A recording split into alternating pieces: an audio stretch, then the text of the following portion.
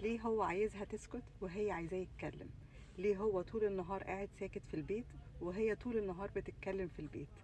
دي فطرة طبيعية ربنا خلقها جوانا. ربنا خلق جوا الراجل ان هو يبقى ما بيتكلمش غير لأهداف معينة، ما بيتكلمش غير لو هو عايز يوصل لهدف معين، غير كده هو ساكت.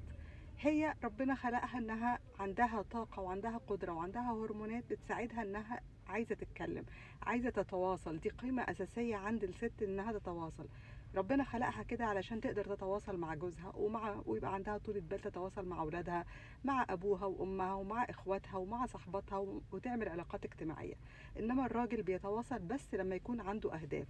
هدف من الأهداف في الشغل، عايز ينجز شغله، عايز يتكلم في قعدة معينة عشان يظهر بشكل معين، عايز يصلح حاجة هو شايفها غلط، ليه أهداف معينة عشان يتكلم. ده الفرق بين الراجل والست في الكلام.